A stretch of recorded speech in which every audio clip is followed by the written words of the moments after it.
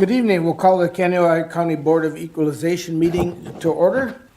As you know, this is a once-a-year opportunity to talk to us about the taxes and assessments, evaluations that you have received. And all of you have been to your local jurisdiction before you've come here, which is part of the process. You wouldn't be here if you hadn't done that. So thank you for coming in, and we look forward to hearing what you have to say. But before we do that, we have a little housekeeping to take care of. I think we're going to do the oath first, right?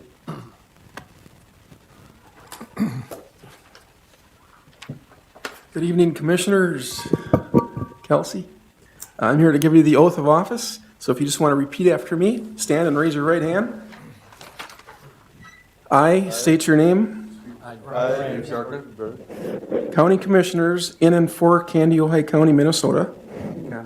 County Commissioner in Fort Kaneohe County, Minnesota. Do swear that each of us will faithfully and impartially equalize the value of all personal property and real estate.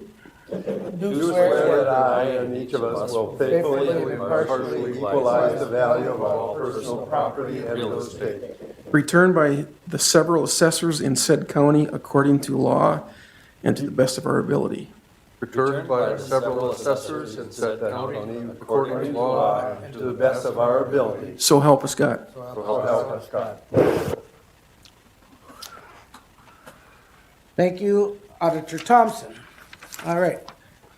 Val, the podium is yours.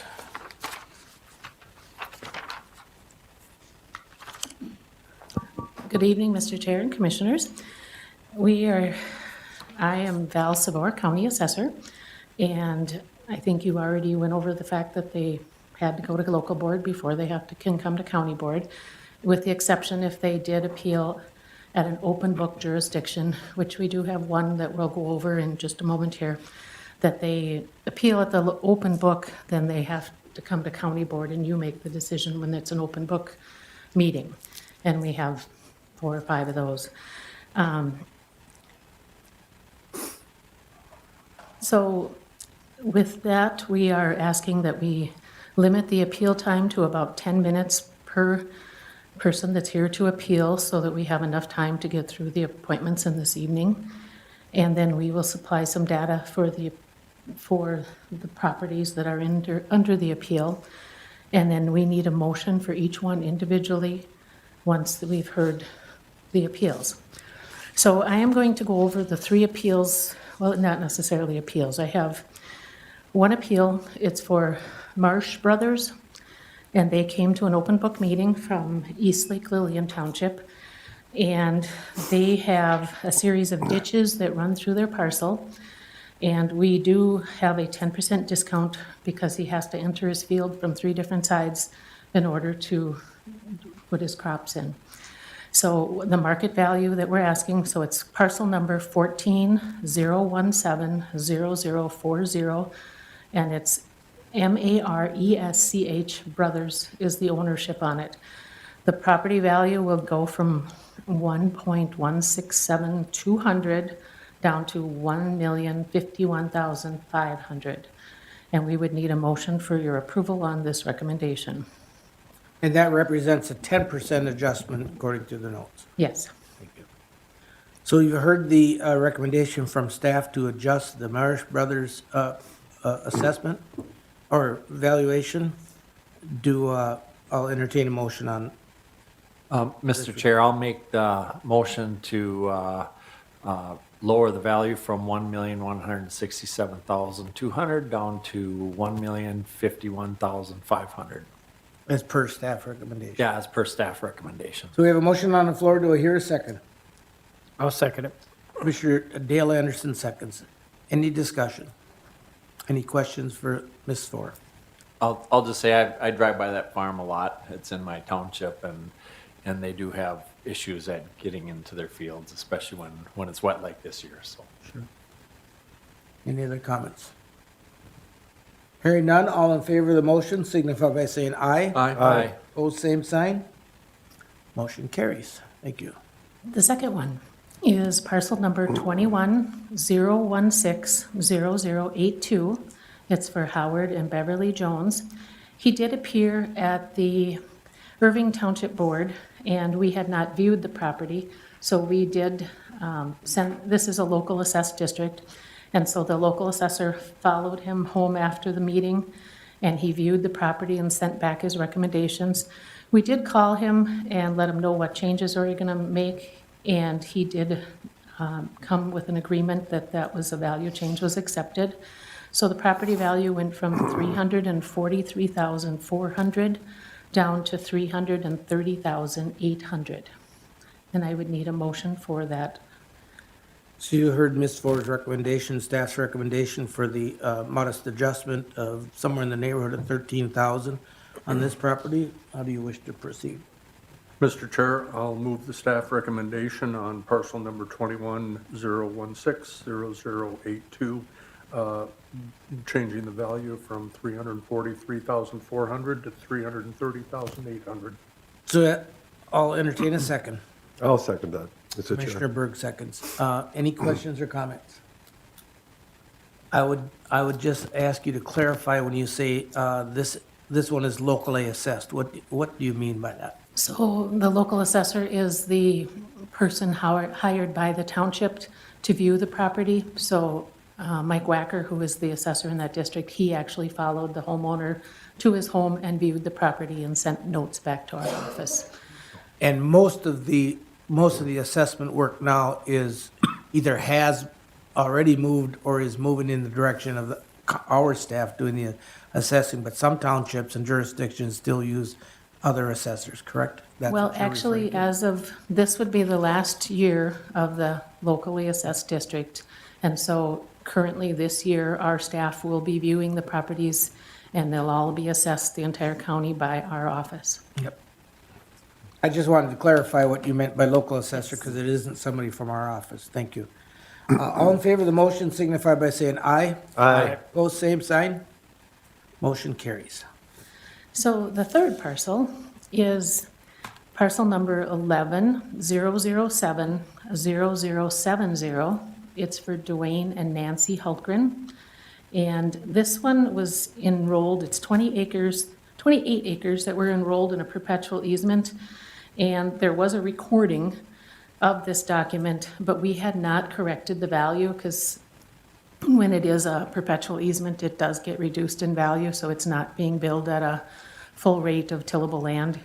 And so the value got reduced from $137,600 down to $57,900.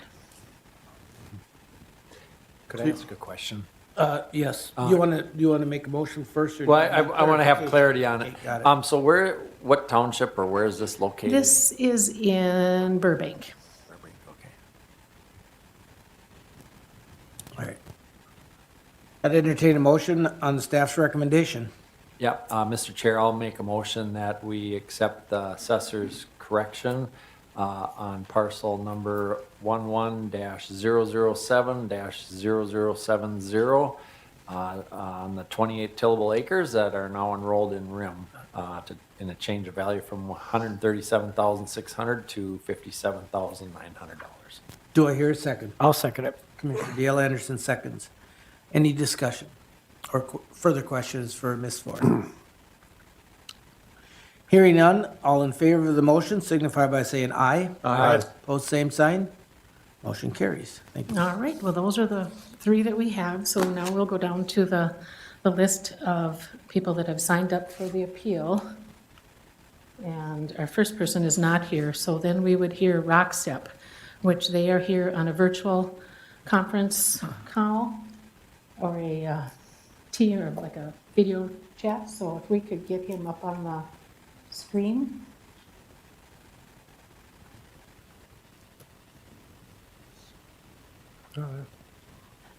Hello, Tommy. Hello, how y'all doing? Good. So it's your floor. You can go ahead and let the commissioners know what kind of information you'd like to share with them. Okay. Good evening, and thank you for helping us get in the meeting offline or online and virtual. We had a little tropical depression down here in Texas, so I couldn't get some lights out. But Anyway, my name is Tommy Stewart. I'm the CEO of Rockstep Capital, and I wanted to discuss the 2024 values that we had discussed with Val earlier. The proposed amount that Val or the assessor had for the city was $8,032,800, and that they did it by 5 different parcels for the mall. And we proposed a value of $5,746,340. Even though with our valuation, that was much higher, but we were wanting to try to meet somewhere in the middle. Currently, the 2023 NOI, if you take property taxes out, was about $780,000. And this is for an income approach. At a 15 cap, that would be $4.8 million would be the value for the mall. But the assessor has them priced, again, parceled out with the valuation that they came with each one. Let me try to share. Let's see. Can y'all see that? No. Is that better? There. Yeah. Barely. Okay. No, I can't. So these are the parcels that were valued. You can see the 24 value, payable 25. That's from the assessor, and then Rocksteps. And on the side under the comments to the right side, we were really looking to request or ask for a reduction on 3 of the parcels. One of them is the Herberger building, and we have actually gotten we have a purchase to sale agreement for $400,000 currently, which is a 52% value of the $759.50. If I'm not if I can remember correctly, I think the $759.50 was at one time a offer on the building that we had, or it was listed for that amount. We had listed this building numerous times, even put it on auction and didn't get any buyers at all. So we reduced it. We found a buyer for $400,000. We're under contract with that. So that's how we come up with that. And actually, it's the value that we had proposed. The next one is a strip mall, which was valued at $1,172,700. We proposed $800,000. We currently have it listed for $724,000, and we recently have received 3 offers, with the top offer being $600,000. I think there was another one for $500,000, another one for $300,000. Both of these buildings need a lot of work: exterior, roofing, parking lot. The roofing cost has gone up dramatically over the last 3 years, probably from $7 a square foot to anywhere up to $13 a square foot. So that's some of the main reasons why you're seeing much lower prices. And then that went for 51% of the proposed assessor's value. And we came back and we had proposed $4 million for the remaining portion of the mall. And if you calculated a 50% as an assessor, would be $2,797,800. So the total amount would be $4,344,108, which is fairly close to an income approach of the $4.8 million. But we had come back and again had proposed a $5,746,340, hoping to meet in the middle somewhere. As you know, this property is stressed just from COVID and some of the other tenants that have moved out, which is very common throughout the country. And we've missed on some large national retailers that kind of backed out of the interest in this market temporarily because after COVID, they just had different game plans, different timings for new stores. We're talking to some other ones. We're hoping we'll eventually get some in. Right now, a value of $8 million to pay those taxes, is very stressful on the property. So I would like to ask for that reduction down to $5,746,340. And if anybody has any questions, I'll be happy to answer them. Any questions I'm sorry, I missed your name, Tommy Stewart, Tommy Stewart. Thank you. Stewart.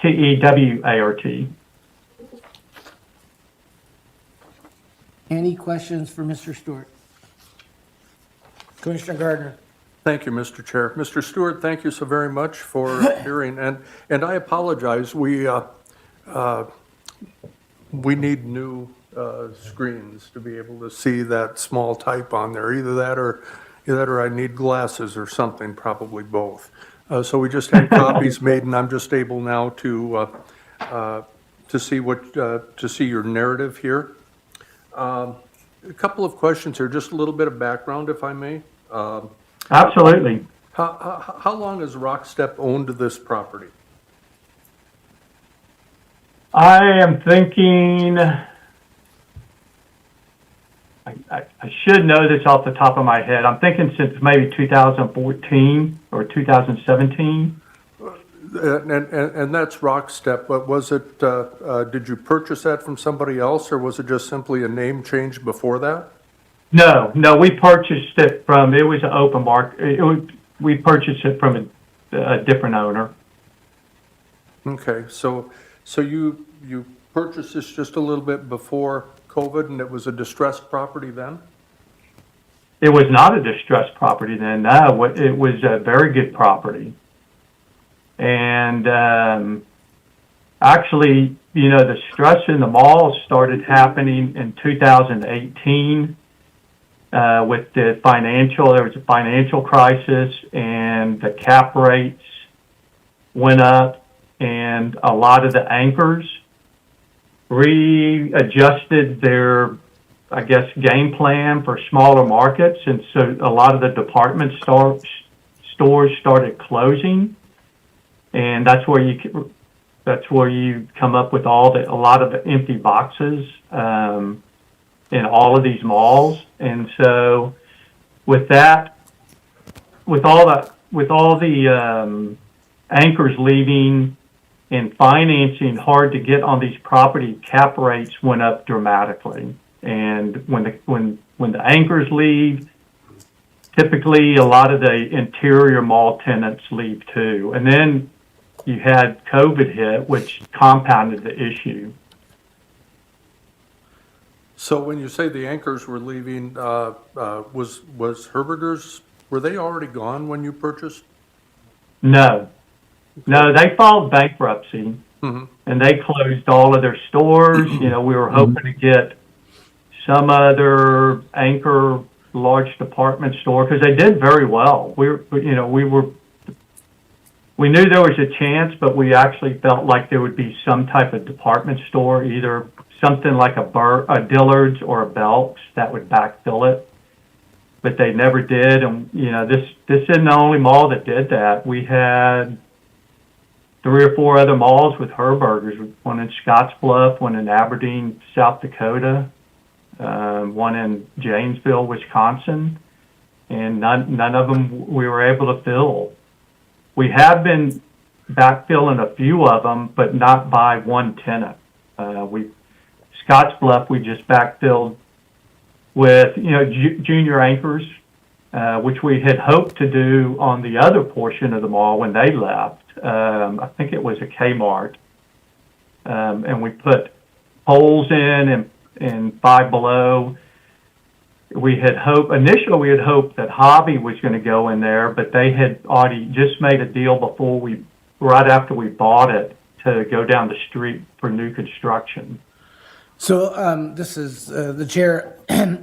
We do have a little extra time because one appellant did not show up, but in the interest of time, do you have more questions, No, Commissioner I was just Gardner? looking for a little bit of background Because we on, want to have a chance for the assessor to respond to Rockstep. yes, I'd like to hear that. Thank you. Okay, Go ahead. If you want to, you've got a couple of closing comments, or at least, well, we might have more questions for you, but if you wanted to make a few more comments before the assessor gets back up. I am fine. So if y'all have any questions, let me know. Okay, thank you. I might have some questions later. So, Val or Deb, do you want to respond? Jen. Or Jen, I'm sorry.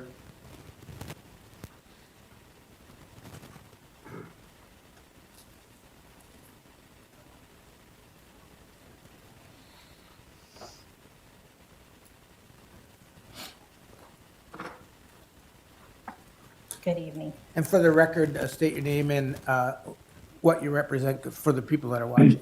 My name is Jennifer Halverson. I am the assessment coordinator for the assessor's office and also the commercial appraiser for the county.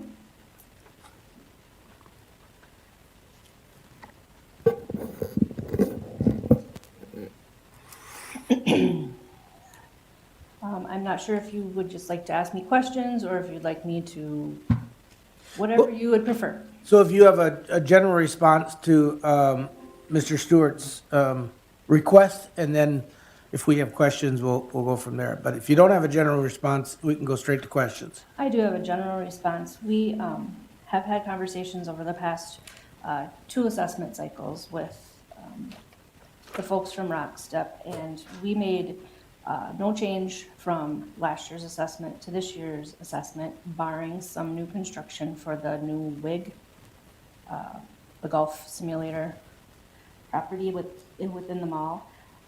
We have a 50% functional and a 30% economic applied to every property on the interior of the mall except for the coal space and the Harbor Freight space to account for those deficiencies.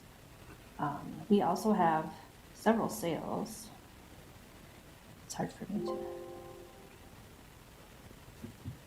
Several sales right there. So I don't know if you can see the sales that are on my screen. Can you, Mr. Chair, can you put the mic a little bit closer to you? Sure. There you go. So I just gathered some data that we have probably spoken of before. The way that we approach our values is that we watch the sales, we do a sales study, and react to that market. I have values placed on 3 tiers on First Street, and I have 3-tier values on 19th Avenue and 3-tier values on 5th Street, which is behind Cashwise. And those values have been set for some time. We have had some sales come in throughout the last 6 years. The AutoZone piece was sold in 2017 for $425,000. That was a bare lot at the time and was owned by Rockstep. And the price per square foot of that sale was $15.18. We have a sale for the Montevideo Credit Union. That sale came in at $707,487, or a per square foot price of $8.76. Aldi was in 2018, and I just used that for reference. That sale was for bare land, and that was $9.95 per square foot. The Tidal Wave Car Wash, that was a split value, and that's on 19th Avenue. That was purchased in 2022 at a rate of $11.38 per square foot. That was also a bare land parcel at the time. There is a bare lot it's right next to where, it was where the Slim Chickens pad was supposed to be built. So that was also owned by the mall and was sold back in 2022 for $737,500, or $19.23 per square foot. There was a building on there at the time of the sale that was demolished shortly after, and that lot is currently bare and for sale at this time for $850,000. There's another bare lot, that would have been where the old Dairy Queen was located, across from Walgreens. That was sold back in 2021 for $600,000, and that was at a price of $15.99 per square foot. That was also vacant at that time. There are a couple of places that have sold, the TJ Maxx, which was the former Office Max space.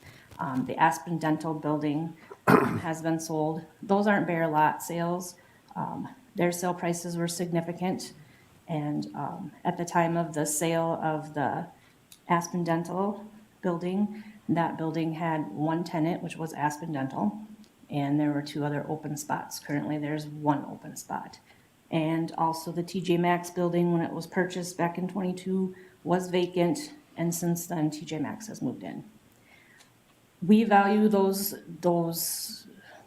bare lots the same, all the way up and down First Street. Is everybody's value coming in at that $19 or that $15 per square foot? No. But we're using the same tier values, and because we have enough sales on First Street, we haven't had to raise those values in several years. As the parcels get split off from the mall, those higher values will be shifted onto those bare lots. And I believe there is a proposed future platted area, if you can see on the screen. The blue areas are just proposals for, that were brought before the city council, I think back in April.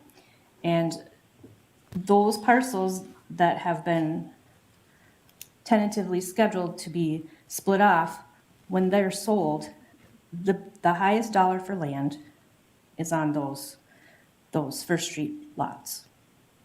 The next highest values would be on your 19th Avenue lots.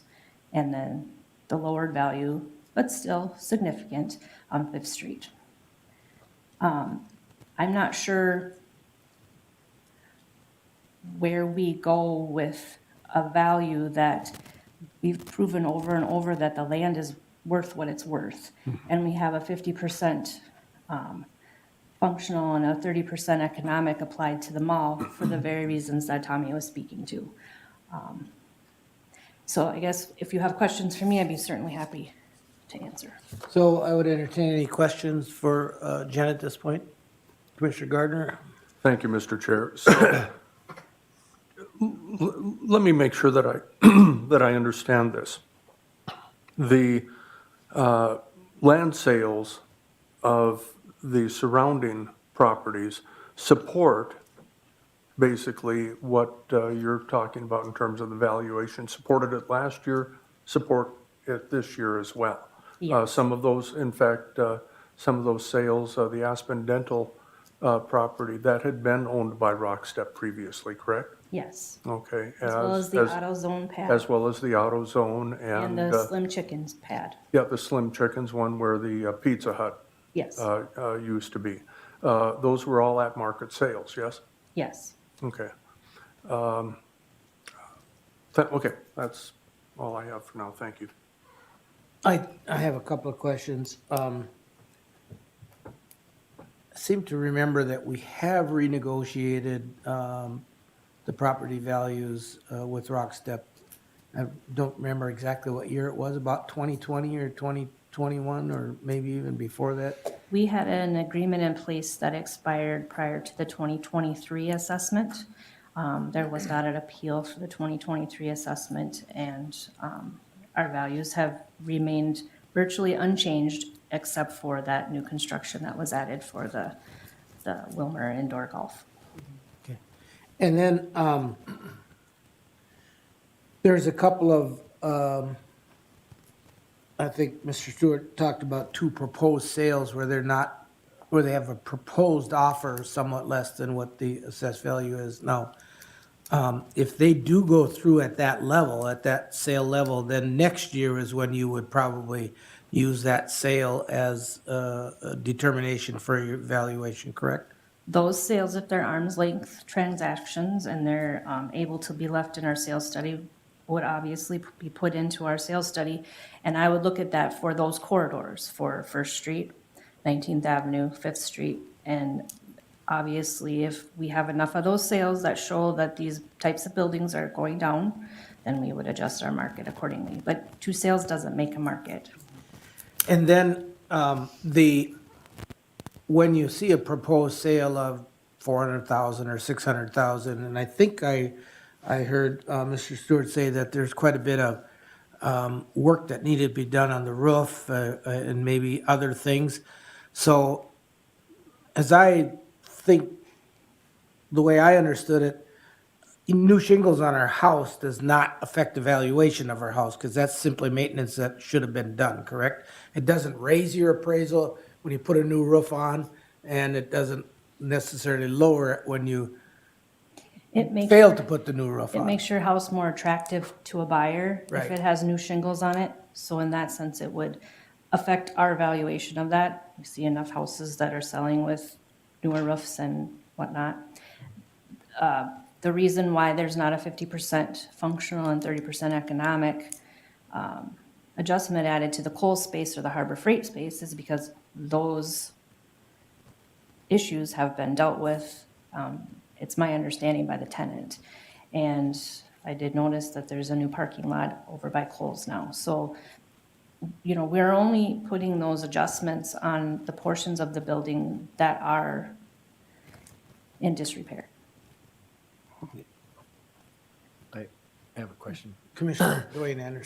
So I can understand a little better, you have on a slide before what the square footage or dollar amount per square foot is. If we were to look at like Rock Step's proposals, what would they look like per square foot on what they're proposing for If we're assessment? we take the value almost a third of the way down, so we would be significantly less value on that land than all the other land The ones values on surrounding. First Street. Okay, yeah. so you know what that would be for like a per square foot, like, so I can Well, here, have a for comparison for instance- what we have on the screen there? So here's our commercial land breakdown for First Street. We start our First Street tier, so that would be the frontage, the first 150 feet of depth at $13.77 a front foot. Our second tier goes in at $6.87 a front foot. Our third tier goes in at $3.44 a square foot. So if you're looking at the sales that we had collected, we are, you know, this one is the AutoZone parcel is not on First Street. The Slim Chickens is on First Street, and that was at 19. The Bear lot where the Dairy Queen used to be was at $15.99, and that was in 2021. So we're not achieving their value, but we're not applying a lower value to those parcels. Everybody is being treated the same because our sales come in high enough and low enough to keep those values tight. We don't need to change them. So nobody's getting any special treatment. It's just that the Rockstep property is so large. It's almost 40 acres of land. And there's first tier, second tier, third tier. As the Slim Chickens spot sells, that first tier value goes away from their portion of what they still own. Same thing with the 19th Avenue side. Those values are placed on those new parcels. So for instance, when the Anytime Fitness building may sell, that front foot for 19th Avenue would be shifted to that piece because Rockstep no longer owns any front footage on that first tier. Obviously, you know, I haven't looked at the sales. These sales haven't happened. I haven't been able to verify. Many times there's things working in the background of these sales that, you know, explain some of that purchase price. And I wouldn't have any way to comment on that right now. Any other questions or comments? So does staff have a recommendation? Our recommendation would be to make no change to the parcel. And tell us what our,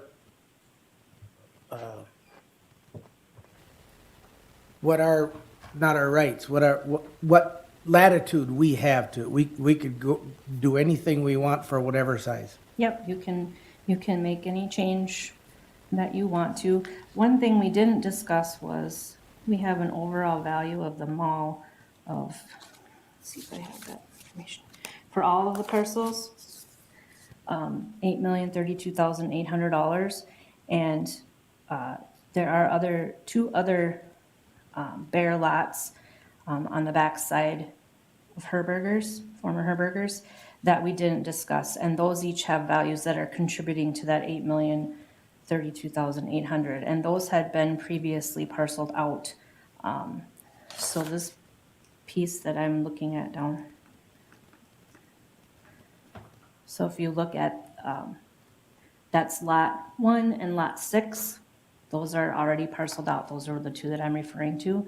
And then the blue area is, would include the J.C. Penney portion and a bare lot in there as well.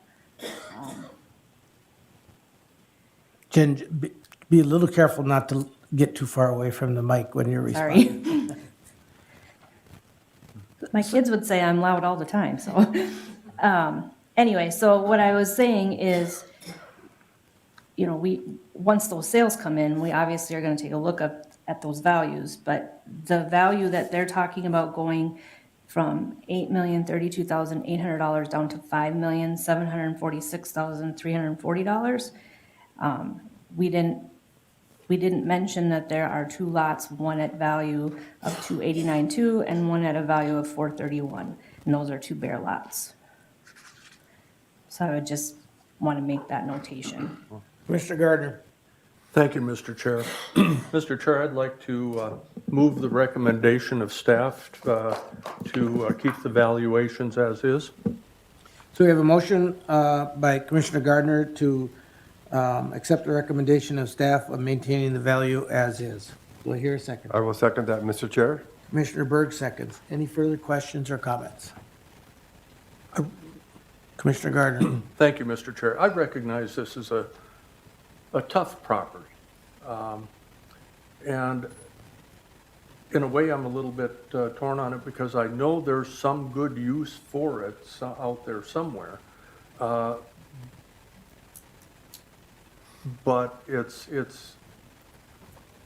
I believe that staff has shown that the valuations are right and proper and should be upheld. Any other comments or questions?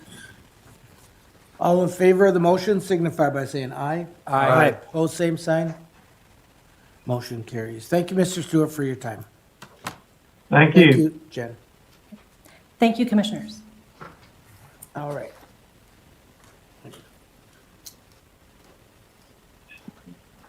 Up next, John Hartley.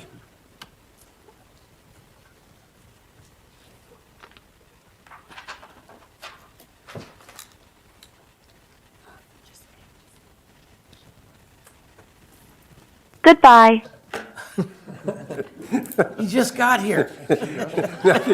Nothing personal. So, We'll love Mr. Hartley, if you would state your name for the record, please, Okay.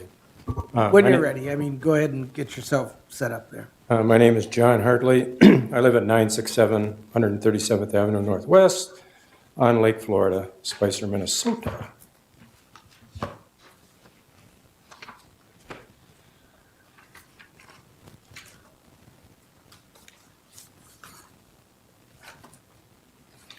Okay, is my 10 minutes clicking now? You're good. That last one is a little longer than 10. I might not get this opportunity again, so I'm going to jump off subject a minute.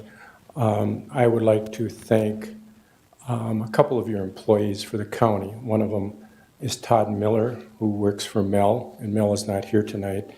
And this is in relationship to a project we took on at Salisbury Beach. Unfortunately, a gentleman took liberties with my request to promote the volleyball leagues and kind of made it sound like maybe the county was dragging their feet, because I said to Bruce Strand, I said, Bruce, this has been almost a 2-year project. And I got involved in this as a volunteer. And it kind of, I don't know who reads the paper, some papers, but I didn't like the way it sounded. And Bruce knows how I feel about this.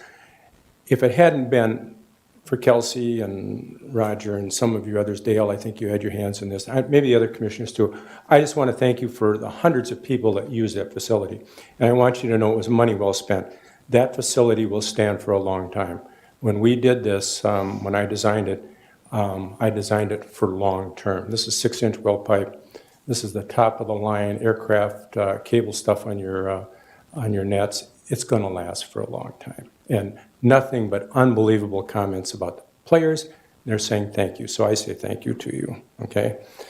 Now, back to our property. I'm not sure if you were given the information that I gave the assessors, which was pictures of property that I compared our property to. You have not seen that, I'm assuming, in your looks on your faces, okay? I do have those with me. They're in this one here.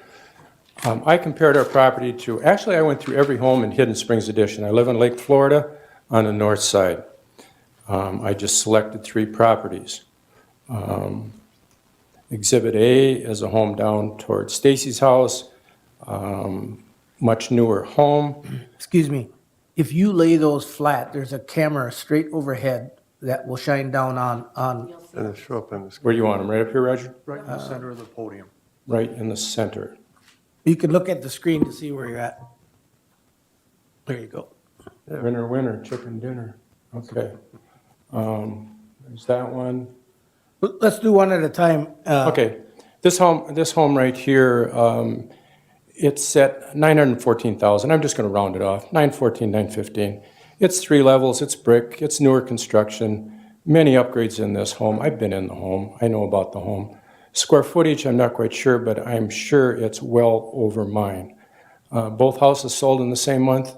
In my opinion, we wouldn't come within $250,000 of this house. And I will tell you this. I'm a general contractor. I built my last 3 homes. The only reason I can live on Lake Florida is because of what I did in 3 homes. I built one on Green Lake. I sold that one for the reasons of trying to get ahead so we didn't have a big mortgage and we could send our kids to college and they didn't come out with big time bills. So I know a lot about building. I don't know. Any professional builders in here? None. Okay. I know the difference in upgrades in homes, and I know the cost. I know the cost from a full masonry fireplace to what I have in my house is a triple wall insert. I know the difference between tongue and groove oak, and on and on and on. I know the values of homes. And again, my opinion. But I have been around a long time, and I have a lot of close realtor friends. And what they told me what my home is worth, I believe them. Exhibit B, this was the crazy sale. See that one? It's Pulsifer's house. Guy walked up to her with $1.2 million, and she says, I'll take it. I don't even see the people around, maybe 3 weeks out of the year. I've lived in this home for 30 years. I built it in '93. And these people, I hardly see them around. It was a goofy sale. It's what started everything. All our properties started to jump right after that. Someone's going to tell me Lakeshore property jumped. Yes, but this one set the pace. And the person that assessed these properties was an outsider like you talked about. It was outsourced.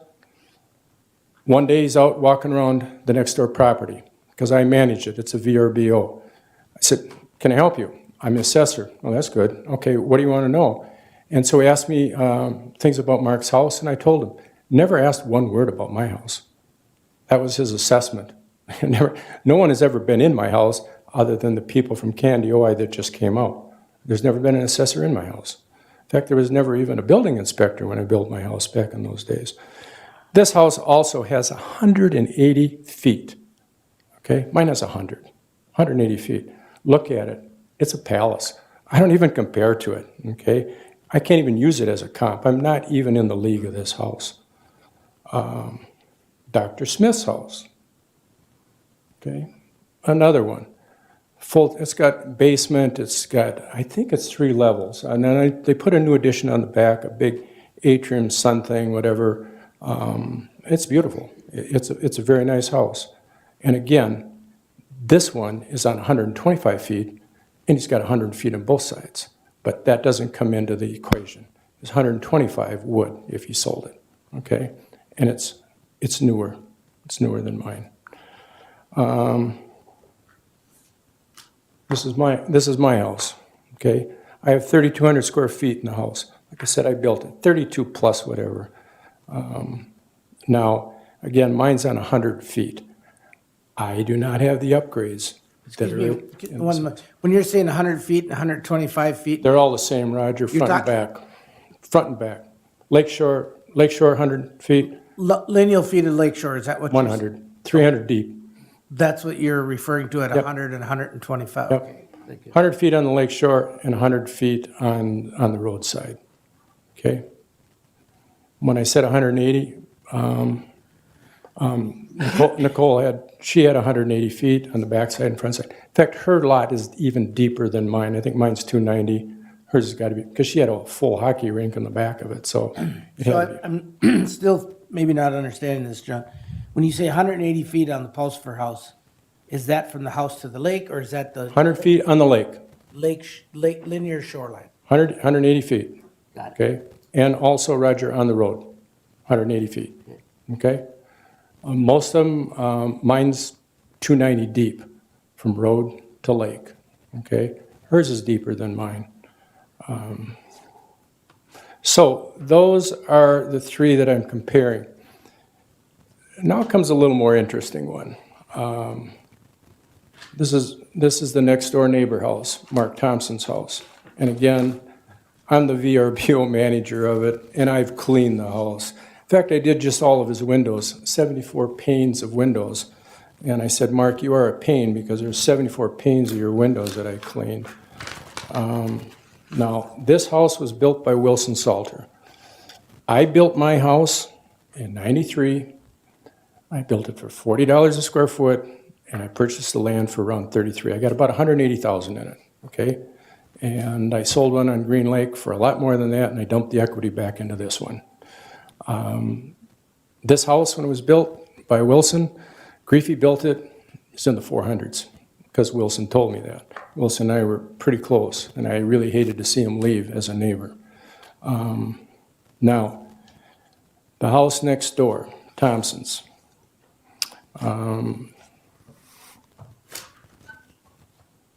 Give you an idea what the garage looks like. Can't see it. That's just the front of the garage.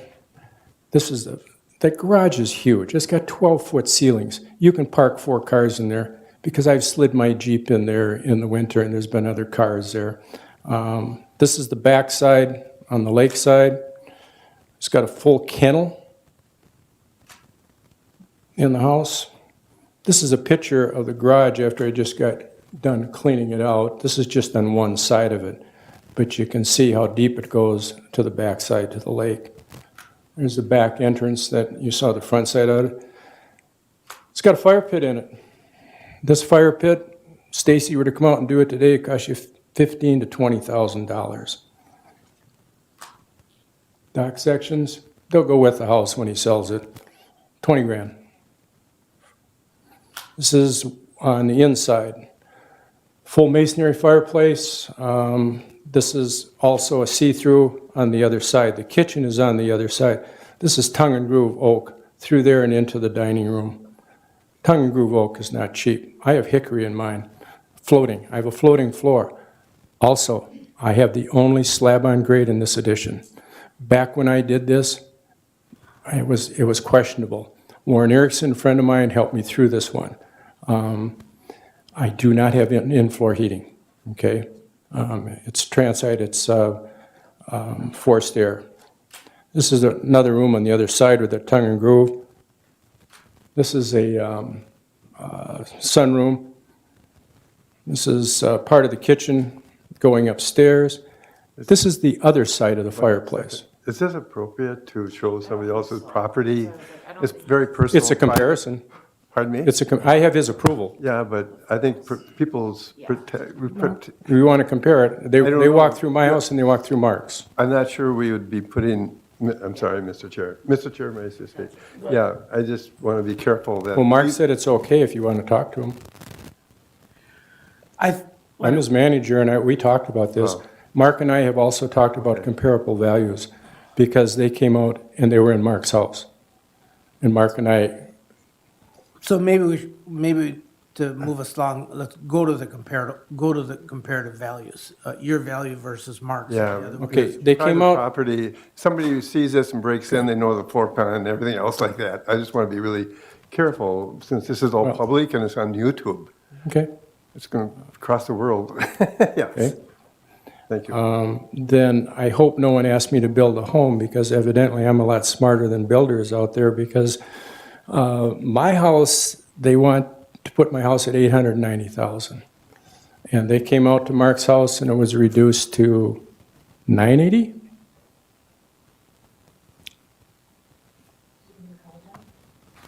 I don't recall, didn't bring that information because we aren't doing much stuff. Well, yeah, I'm going to say I'm within change of 980, okay? 5,200 square feet, I've got 32. Okay, they're at 980, you're taking me to 891. I have gone from 500 and, let me double check, 559,000 to, yeah, 583 and 22 to 891.9 and 25. That's roughly 53%. Now, my realtor buddies say, John, you'll get 820 for it, but you're going to have to redo the roof. She talked about roofing and shingles. There are other things. I have not replaced any carpet in this house, and some other things that have to be done. And when the realtor's done with me at 6%, I'd be lucky to walk out of the house with 720 if I sold it. But Kathy and I don't want to sell. You know, the goal when we built the house was to die in the house, not to be forced out because of taxes. And I understand mill rates, and I understand levies, and I understand how the system works. 1 year, my house went up 30,000, my taxes went down. Yes, I believe the county has been really diligent about how they spend their money. But I also know this, and I don't like to be gaslighted. And I can tell you 2 properties, one that just sold, the Van Meters, who are friends of mine.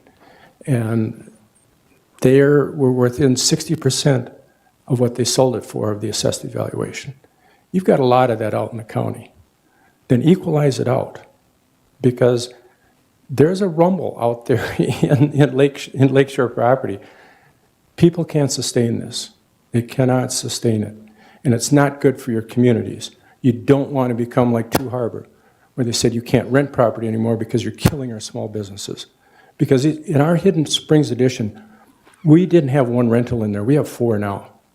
Okay? They don't spend money in our communities. They don't support your local community. And you're going to have more and more of that coming down the road. I just can't understand how I can be within $100,000 of a home that's 33% bigger than my home. That one just doesn't compute with me.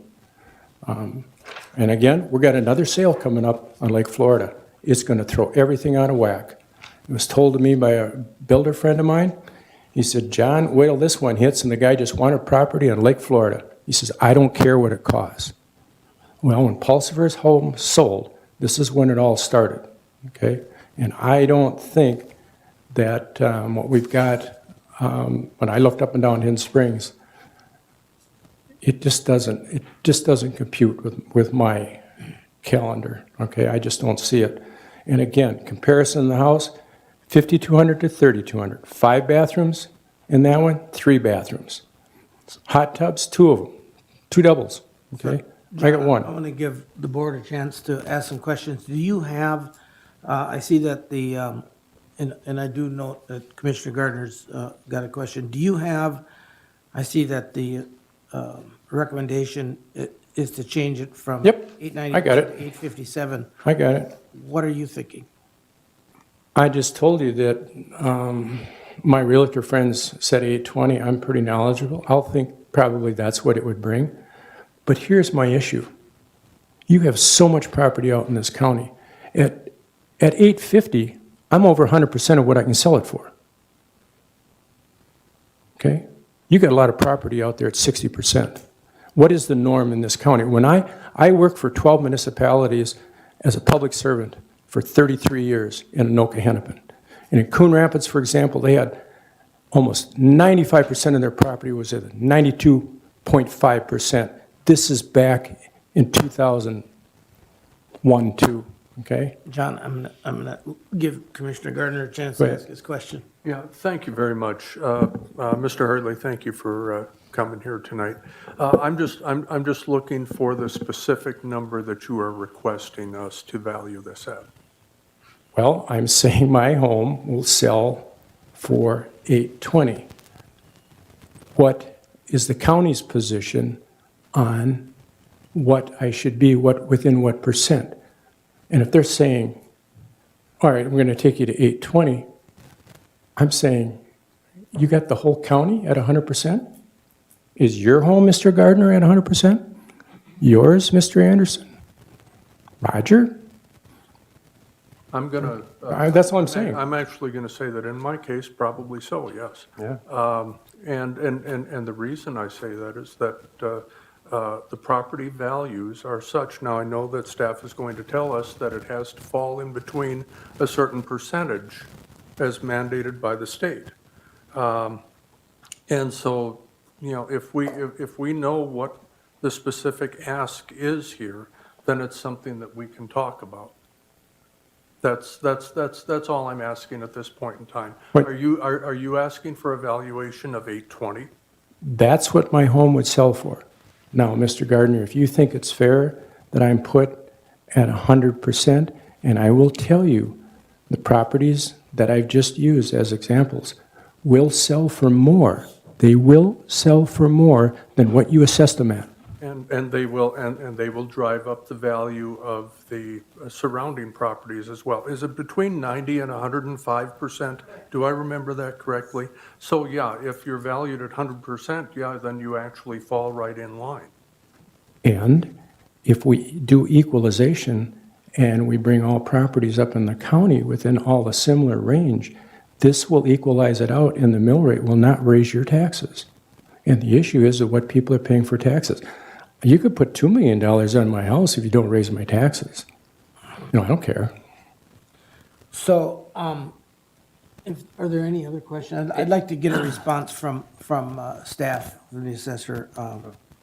But before we do, Dwayne, Commissioner Anderson? Yeah, it isn't really, it's their job to assess the value of the properties fairly. And I get that you say that there are some properties that are assessed maybe lower than what they might be worth, but then you're also saying, if I understand you right, that there's land, properties when they do go up for sale, they go for significantly higher than what they are valued at. So their job is try to come in the ballpark, but you can't really go for the unexpected type of property sales either.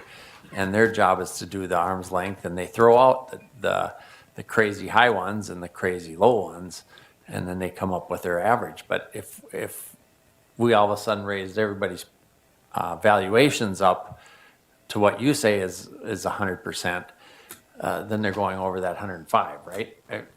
Am I understanding that right? We look at sales. Yeah. We have to follow the market.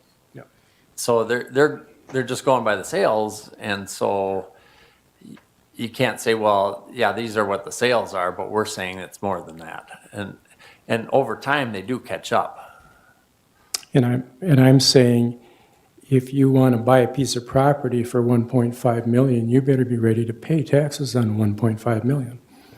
That's what I'm saying. Yeah, I know. I've looked at lake property, and I get frustrated as a person that would love to own a lake home someday, because they are crazy high, and I agree with you on that. But it's just what the market is doing, and I have no choice in that. And so if I want to have a lake home, I have to be able to pay for it. And I do feel for the people that are retired and living on a fixed income.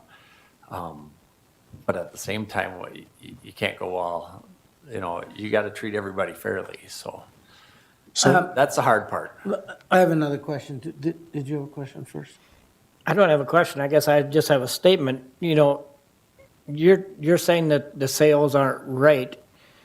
Our land value by us has doubled or quadrupled, and that's what we're getting assessed on. It's the same thing as what you're talking about on the lakeshore property. So I don't get that you feel that it shouldn't be valued that high because it goes on sales. So if we go into a recession and the sales of lakeshore or agricultural land drops way down, then that value is going to drop with it over time. So, I mean, it's just a factor of where we're at in the economy right now. It's not anybody's fault. It's just the way it is. And I think that's the thing that is hard for anybody, whether it's agricultural land, a house in town, a house in the country, or whatever. It's whatever people are willing to pay that's driving these assessments higher and higher and higher. And I agree with you, Dale, on that situation, but I'll again throw this one back to you. How does a home that's 5,200 square feet versus mine that's 32, and how do we be 100,000 apart? Let's do the math. Let's do the math. But That brings me to a question that you said you probably couldn't sell your house for, or you probably could sell your house at 820. That was either a realtor maybe giving you that. Oh, Have you had it appraised? I could. But you haven't. No, because I asked an appraiser at one time down the street from me, can you do it? And he said, right now I'm swamped, I can't do it. But yes, it could be done. But again, I didn't set the assessed evaluation of the 5,200 square feet property next door to me. I didn't do that. I didn't put that value on there. They put a value on mine. Now I'm comparing it to it. I want to see the justification of why I'm at that level. So there's the number. Compare mine to that one. Okay, so I think that's probably a fair question for the assessors to answer, the comparison. So why don't you take about a minute to wrap up, and then we'll bring the staff up to respond. Well, and I just didn't come here for myself. Like I said, I gave 33 years to public service work. My job was to improve the life for people in their communities. That was my directive, okay? I truly believe, and I've talked to so many people on the lake, and there's a lot of us like me. I mean, I'm not a rich man. I've heard that to someone else about a membership in a $100,000 new golf course. I mean, I got 4 cars. All of them got over 250,000 miles on them, and they're from an 01 to a 13. We don't live like that, and there's a lot of them like this out here. I would love to see, and like I said, I built the home to die in it, That's my goal. I really don't want to go to a nursing home. And I told that to my wife, too. I said, going out in the boat and take a dip in the water. I don't want to go to a nursing home. Somewhere. You people have got the power to do this. And there's other things play into this. I totally understand school districts and levies and voter-approved levies, because I ran so many of those in Anoka Hennepin. I get this, okay? I think NLS has probably sold their last one. And they're driving part of this. I mean, the taxes, I see the counties kind of held their line. But the approved levies, they keep going up. This isn't a levy question or a taxation, it's a valuation question, Yeah. so. What do you do? Well, assessed evaluations determine the But the school, values of the the homes. school district and the township, don't affect that. Let's have staff respond to. We'll start with Jen. Okay, She did view both properties. okay, So we'll start with her, and then I have some data for sales. okay. Thanks, John. Okay.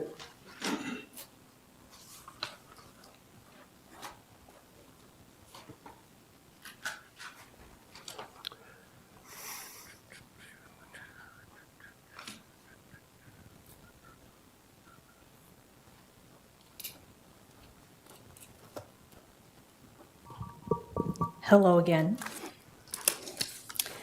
Just a little bit of background on how the local Board of Appeal and the subsequent visit went with Mr. Hartley's property. A letter was provided with some documentation and some pictures from Mr. Hartley at the local board. That was in the beginning of his presentation when he was speaking to. He did not provide that for this meeting. He did talk about several of the properties that he referenced in that letter. At the local level, because he had a letter and was not able to meet in person, the local board requested that we do a walkthrough of the property. On the day of that local meeting, the neighbor next to Mr. Hartley also appealed his value, and the board requested that we do a walkthrough of the property. So myself and one other staff member made appointments and walked through both properties. Just as a sideline, to reiterate, no one from our office has been in any of the properties in Lake Andrew unless we have been there for permitted work that we have to go with the building inspector. This district has been locally assessed for a lot of years. And so when we walked through the property, that was our first time seeing what was on the inside. For both properties, I did recommend making some adjustments to value based on what we saw when we were there. I won't speak to Mr. Thompson's value change as he's not here to talk about his value, but I will say that when we went to Mr. Hartley's house, we had a value of $891,900. And after the visit, we did make some corrections to square footage. We added some value and we took away some value. We were able to see the spaces. We were not accounting for some finish over the garage. There was some issues with maintenance that we weren't aware of, so we did make some adjustments. And our suggested value after that visit was $857,600. We are mass appraisers. We don't go to every house on Lake Florida every year and look inside everyone's houses. We send out postcards. We are required by law to do that once every 5 years for every property.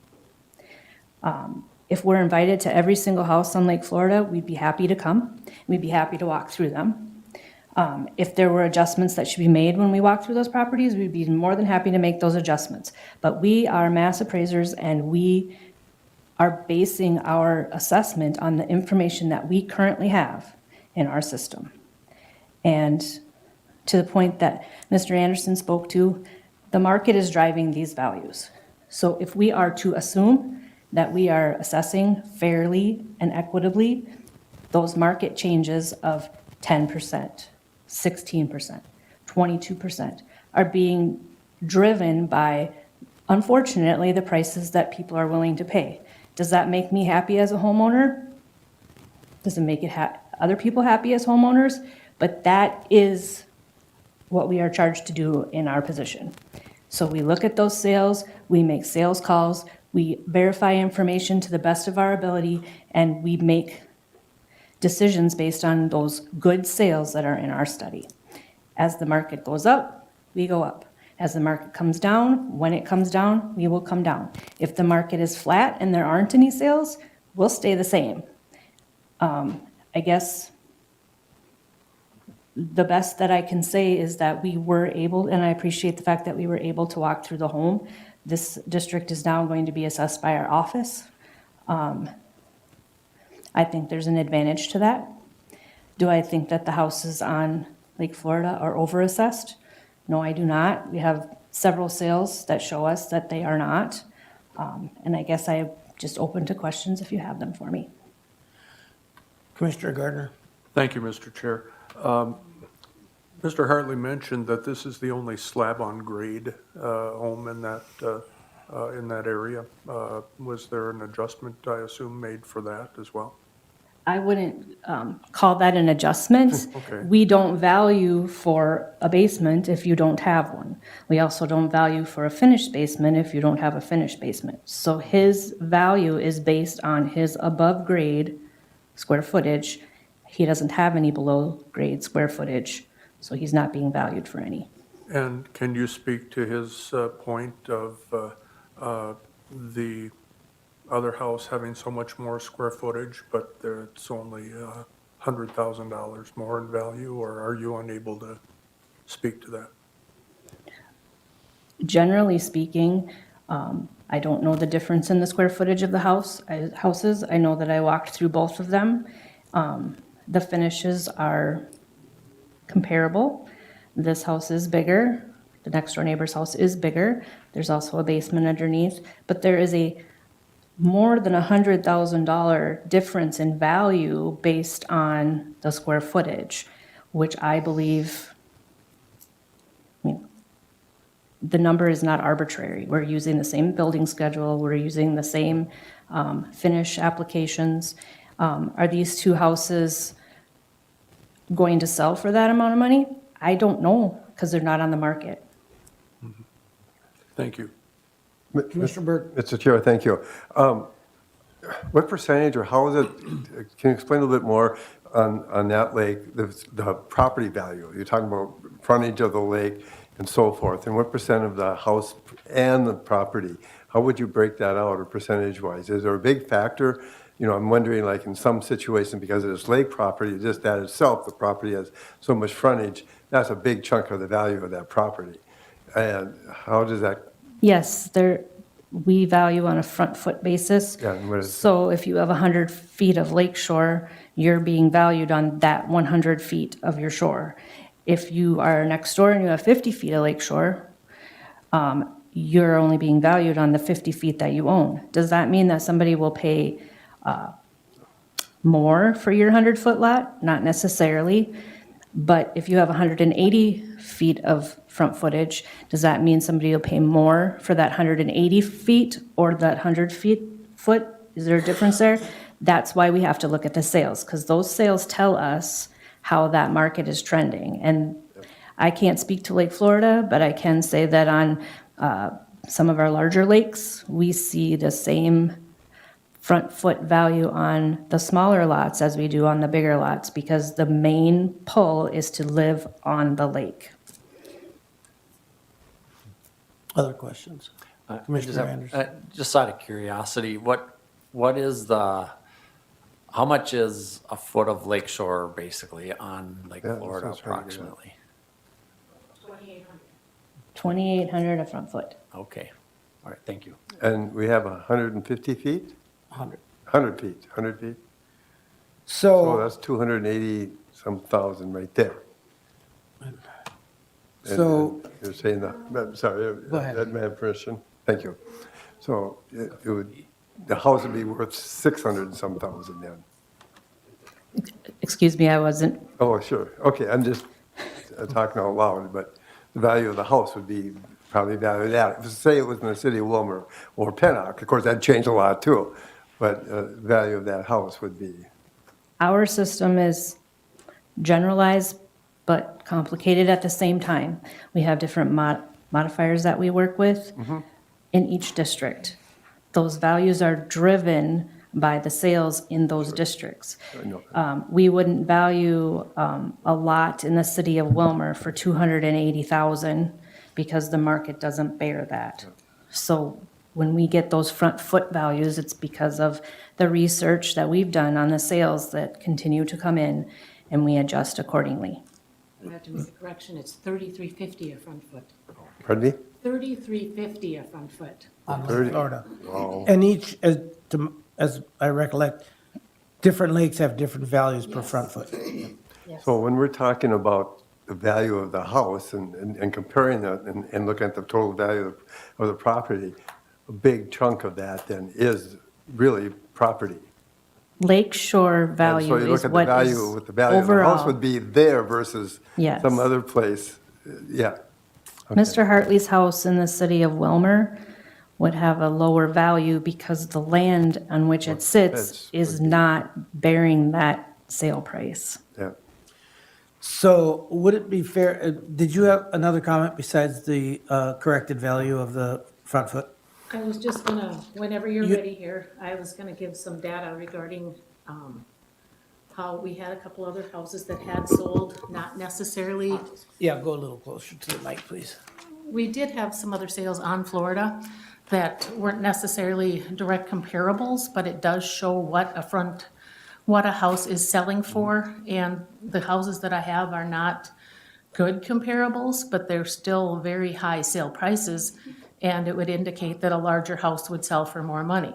And I did want to make one comment to what Jen had talked about, that, you know, the other house has a lot of square footage, but prime level square footage is the highest value of the property. As you go up, the per square foot is actually like 65 or 75% of the base rate of the house, so the main level, and a basement runs probably 35 or 45% of the prime level square footage. So basement is your cheapest valuation, and then your upstairs would be the second cheapest, and your main floor is gonna have your highest value on it. And that's something that when you don't have a basement, the neighbor's basement doesn't add a lot of value to that house. It's your main level, your prime above grade value. So, So the question in my mind, and perhaps it would be a bit of speculation on your part, but these properties have been locally assessed for a number of years. Next year, they will not be. So 20% of them, if I understand it, next year, 20% of them will be walked through by our staff? yes. Your staff, okay. So we're moving that direction. And would it be fair or safe to assume that some of those values that perhaps they seem too close to Mr. Hartley's right now, like we'll use the Pulsifer House or one of the, might go up quite a bit when they get assessed by current It's- staff? It's very possible, that's a speculation, that once he views them and he compares a neighborhood saying that, okay, I have 10 houses I just looked at and this house is by far superior to the rest, that one should carry the highest value. You know, and as we look at them, we are going to look at the square footage, going to be a grade and an age of construction, and all of that will be considered when we do the review. How much time the local assessor spends on this, I do not know. We do have some sales data that came back regarding this particular. I know that in Lake Andrew, my on water, so the time adjusted ratio, which the state automatically looks at how values are trending, and it feels, it makes a time trend saying the market is increasing at this rate. And so they do a calculation, and then I have to adjust the values based on this time trended value. So on Norway Lake, my sales were coming in at 83.66. Florida, they came in at 78.51. And Andrew, they came in at 75.64 is the medians. And there was 3 sales on each lake. So when the state looks at my study, and I have 9 sales in my lake study, the entire lake is looked at on water and off water. And so that's the basis that I had to adjust my lakeshore from. I had to start at 81.42% in order to adjust everybody at the same rate, whether if the house has 800 square feet or 1,000 square feet or 5,000. It's an adjustment based on the building modifier, assuming that all of our data is correct based on the grade, the age, the effective age that's being applied to it. So she made corrections based on the data that was inaccurate, and so that will go forward into the next year. But we will look at other homes and we will adjust those based on to make sure our data is accurate. So with that being said, the Hartley House, I did just a quick, you know, we're proposing the 857 and some, I don't know exactly the number, but I did have this house sold. It's on Florida. It's not in the same development. It is 2,004 square feet, where the Hartley House, this is above grade. We're comparing above grade. His is 3,687. This one is 2,004 square feet above grade. And it doesn't have as nice a finishes as the Hartley home, but it did sell for, well, the time adjusted sale was $727,124. And that's the value that I have to adjust from, because that's what the state tells me that this sale is worth at that window of time. This house is actually a little lesser quality than the previous one, but it did have 2,176 square feet. And the time adjusted sale, because it did sell all the way back on 10/28, so the time trending is calculated for many more months. The time adjusted sale price on that one is $712,535. The raw sale was $655,000. But it's almost 1,400 square feet smaller than his, and it also is not as nice of, the actual grade on it is lower than his. So his would have more amenities than this house. And this one is kind of like the big house that he was comparing to. It's not comparable, but it does show me some data that supports that this 960 square foot house sold for $480,000. Time adjusted sale was $485,000. So if you put these into a chart, we're coming up with an overall square foot that they were selling at, and this is really tiny and I apologize, but I couldn't figure out how to get it on here bigger. Overall, the median sale price, and this would be taking the square footage and taking it by the entire sale, the median was selling at $353 a square foot. If you take just the square footage and take the land out of the calculation, because two of these have 100-foot lots and one has an 84-foot lot. So if we just take the land out of that calculation completely, they're selling, the median is $182 a square foot, and the Hartley house is actually being valued at $152.86. They ranged from $149.85 and $209.42 and $182.19 were the square foots that it sold for per square foot without calculating the lake. So with having such a large home, I would anticipate that it's gonna bring more than $707,000, especially that these houses are 1,500, 1,400, 1,300 square feet smaller than their house. So that's where we're kind of looking at is that, we don't have the pictures that he brought are homes that would be similar as far as appearance or not similar according to appearance or better or less than his. But there's no sales data that support this. When we use a sales study, we have to use sales to base this on.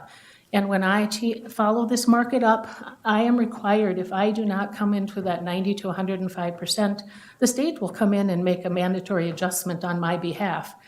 And so with that data, the statistical information is showing that the market is so strong. And just about every one of the major lakes is seeing a 45 to 55% increase in market value in the last 4 years since COVID, the pandemic. I actually had run some data with the city of Wilmer, has no bearing on this at all, but the median sale price in the city of Wilmer using all sales was a 44% increase for the median sale from 2020 to 2024. So this market is real. It's not only, the lakes are more than others.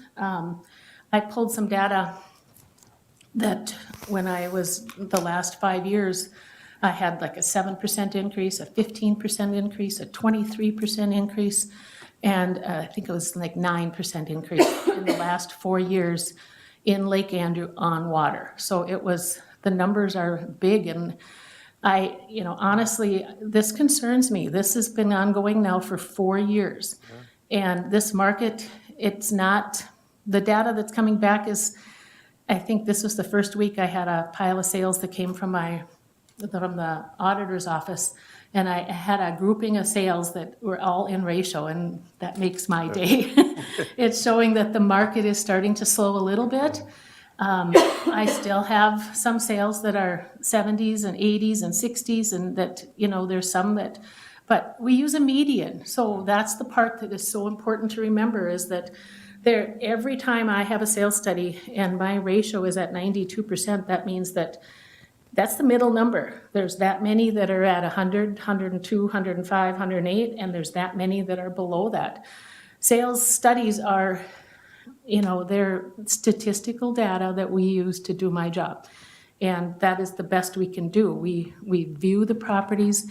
If everybody would let us in, like she said, that would be opportune, that we would know for 100% that we've compared everybody equally. But when we don't get callbacks and we don't get data, we have to do the best we can from standing on the outside. Commissioner Berg. Sure. One question and two questions, actually. What did you say again, the square foot, or the footage was 3,000? Of the square footage of the house? Or, no, going for, the property, because I'm just really, 3350 on the front foot of the lake, yes. 3,350, and then the value of the house is on top of that. Yes. My question, Mr. Chair, can I make a motion at this point? Yes, you can. Mr. Chair, I'd like to make a motion in lieu of that, the fact that you have already met with them, and you lowered the assessment by $33,300, if I'm correct, and I know you're requesting another $37,600 possibly to lower that. I think we've heard a lot of information, we spent a lot of time on this, and I feel real comfortable that we worked with him, and it seems very fair, and I would like to make a motion that we approve the value that our staff made on the property of, where is it now, right in front of me, of $857,600 assessment on that property. So we have a motion on the floor to accept staff's valuation at $857,600. Do I hear a second? I'll second. Commissioner Gardner seconds. Any discussion? Hearing none, all in favor of the motion signify by saying aye. Aye. Oh, same sign. Motion carries. Thank you for coming in. Meeting's over. Let's wait till after the meeting. Yeah. Well, we can meet in the hallway. So I don't see any other okay. Okay, Oh, okay. I didn't see that one on here. We're going to hurry this up a little bit. Yeah. Please come forward and state your name for the record.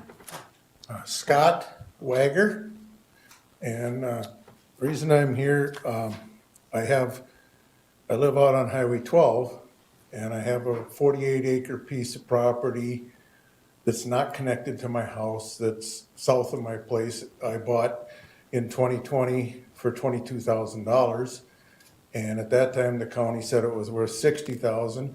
I went in and cleaned out all the rocks and did a bunch of cleaning on the place, and it was an old swamp bottom pasture. And then I was able to cut canary grass and wild hay in this swamp bottom for 44 acres of it. And so I was like, well, I might as well get special ag homestead on it because there was more than 40 acres there.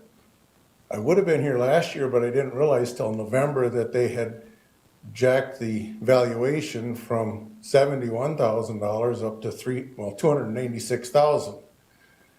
And so I went in last November, and we've been visiting off and on, and she says, well, it's tillable because you got special ag on it. Well, if you go to the FSA office and look on their maps, it specifically has lines drawn through this property saying it's not tillable because it was an old swamp bottom pasture.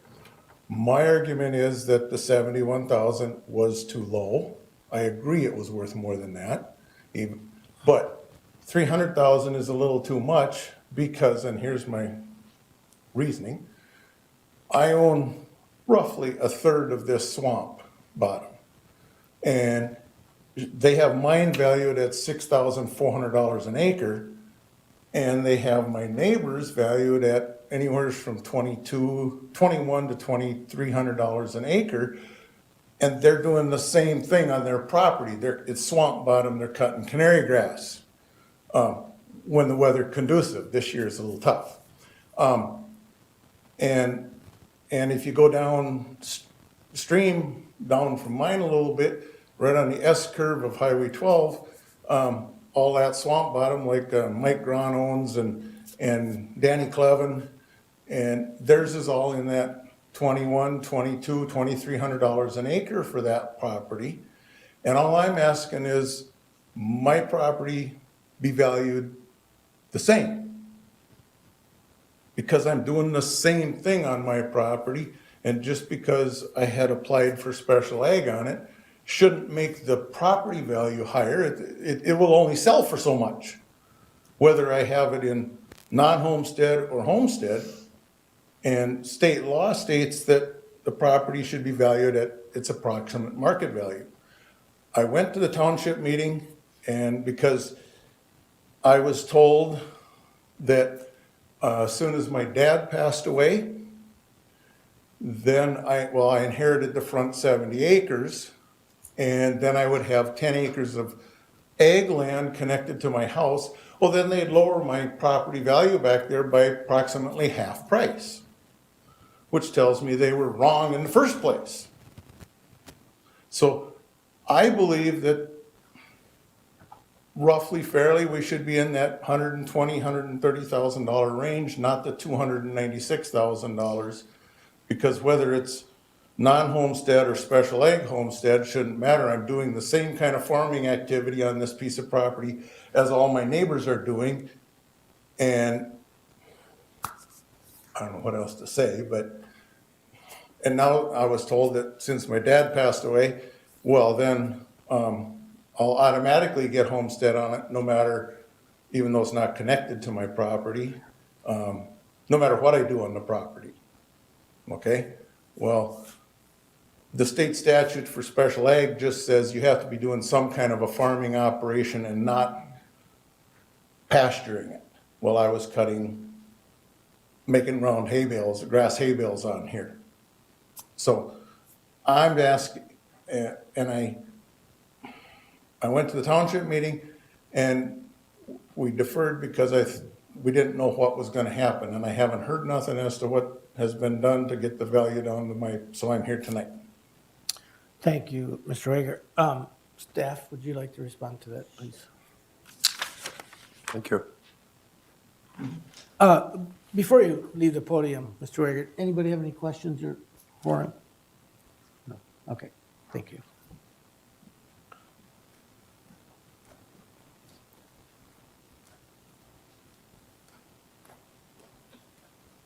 The parcel that Mr. Wagner is referring to is parcel 22-016-0012.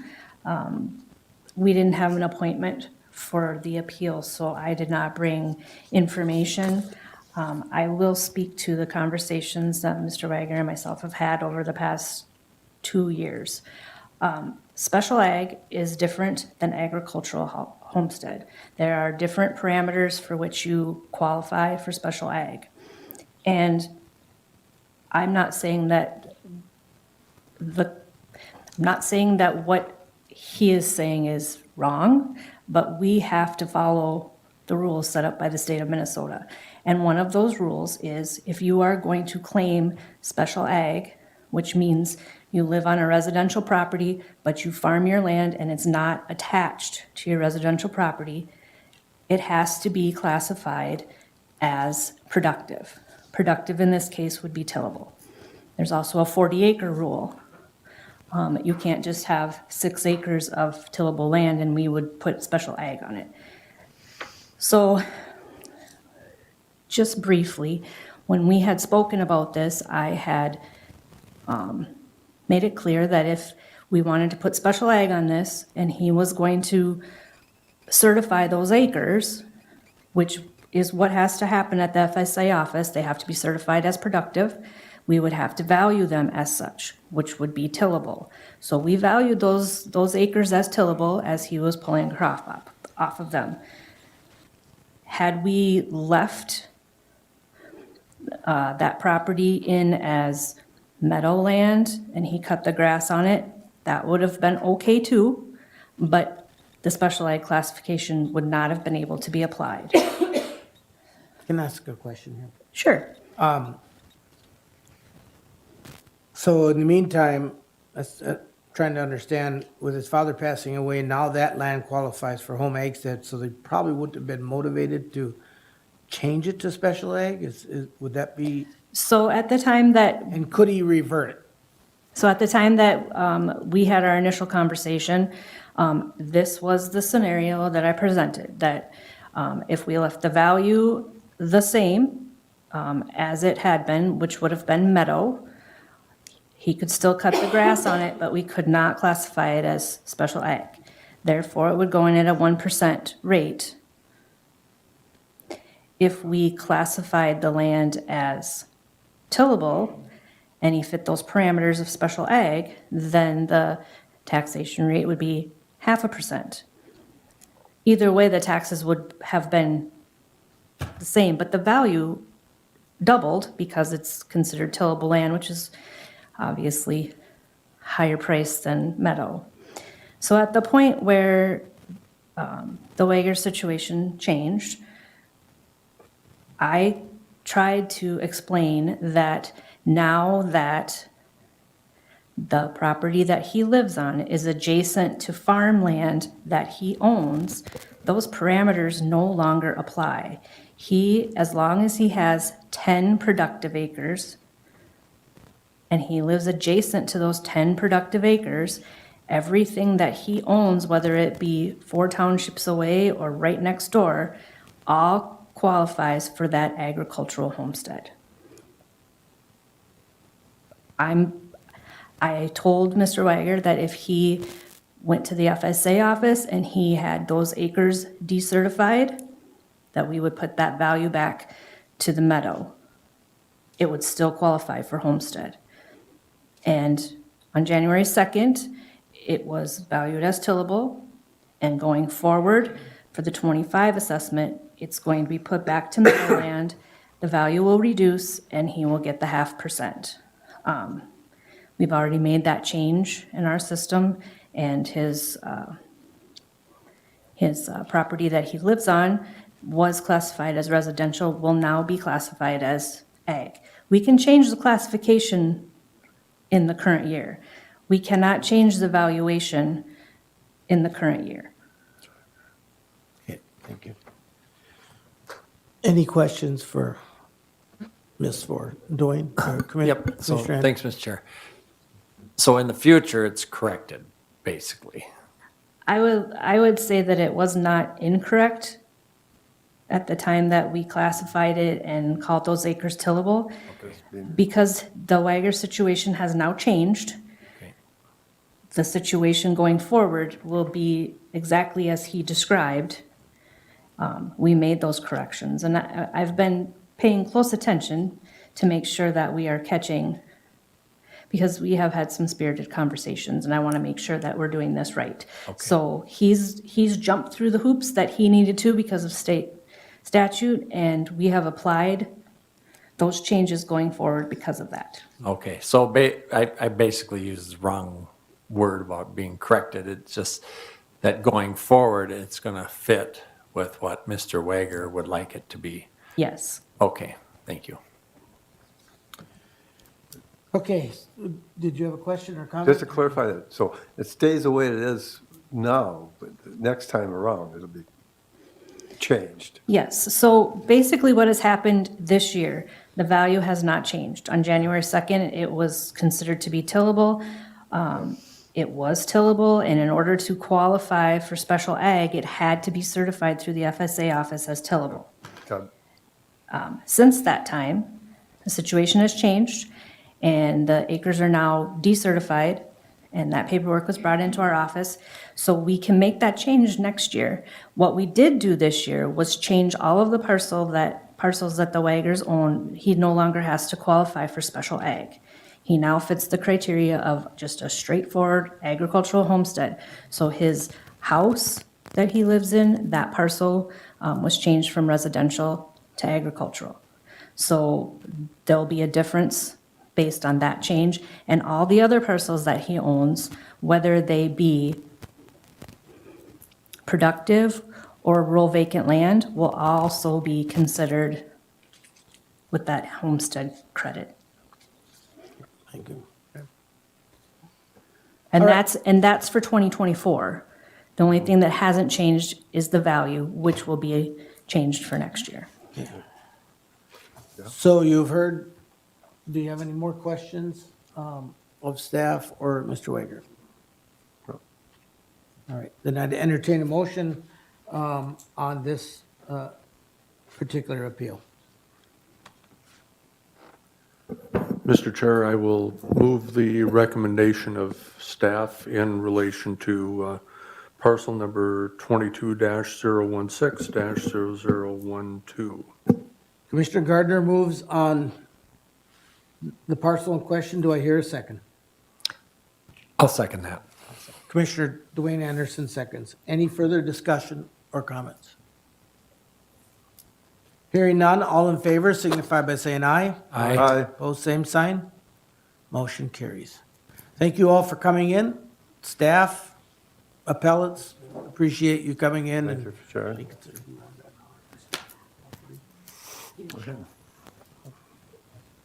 So if there is no other business to come before the Board of Equalization, I will declare the Board of Equalization adjourned.